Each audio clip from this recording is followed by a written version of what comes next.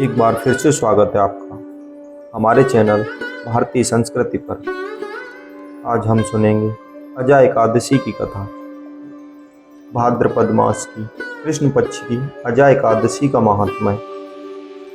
युधिष्ठिर ने पूछा, जनार्दन, मैं यह सुनना चाहता हूँ कि भाद्रपद मास के कृष्ण पक्ष में कौन सी एकादशी होती है, कृपया बताइए। भगवान श्री कृष्ण बोले, राजन, एक चित्त होकर सुनो। भाद्रपद मास के कृष्ण पक्ष की एकादशी का नाम अजा है। वह सब पापों का नाश करने वाली बताई गई है। जो भगवान ऋषिकेश के पूजन करके इसका व्रत करता है, उसके सारे पाप नष्ट हो जाते हैं। पूर्व काल में हरिश्चंद्र नामक एक विख्यात चक्रवर्ती राजा हो गए हैं, जो समस्त भूमंडल के स्वामी और सत्य प्रतिज्ञ थे। एक समय किसी कर्म का फल भोग प्राप्त होने पर उन्हें राज्य से भ्रष्ट होना पड़ा।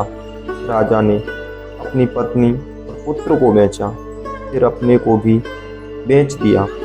पुण्यात्मा होते हुए भी उन्हें चांडाल की दास्ता करनी पड़ी। वे मुर्दों को कफन लिया करते थे। इतने पर भी नृपश्रेष्ठ हरिश्चंद्र सत्य से विचलित नहीं हुए। इस प्रकार चांडाल की दास्ता करते अनेक वर्ष व्यतीत हो गए। इससे राजा को बड़ी चिंता हुई। वे अत्यंत दुखी होकर सोचने लगे, क्या करूं, कहाँ जाऊं, कैसे मेरा उद्धार होगा।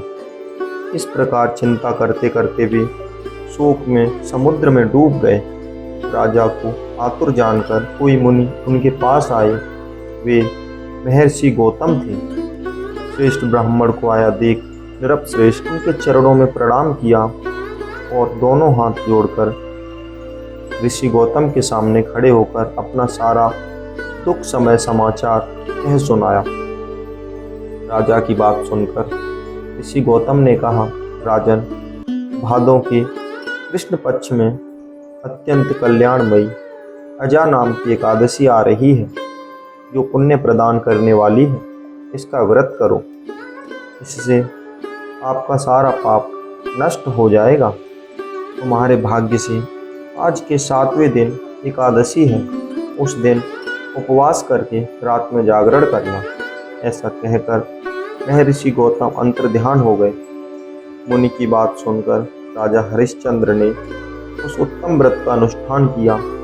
उस व्रत के प्रभाव से राजा सारे दुखों से पार हो गए। उन्हें पत्नी का सन्निधान और पुत्र का जीवन मिल गया। आकाश में दुंदुभियां बजने लगीं। देवलोक से फूलों की वर्षा होने लगी। एकादशी के प्रभाव से राजा ने अकंटक राज्य प्राप्त किया और अंत में वे पुरजन तथा परिजनों के साथ स्वर्गलोक को प्राप्त हो गए। राजा युधिष्ठिर, जो मनुष्य ऐसा व्रत करते हैं, वे सब पापों से मुक्त हो स्वर्गलोक में जाते हैं। इससे पढ़ने और सुनने से अश्वमेघ यज्ञ का फल मिलता है।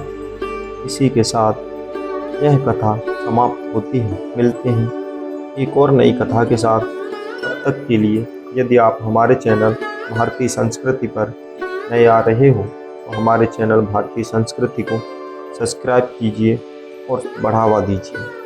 हर हर महादेव, हर हर महादेव।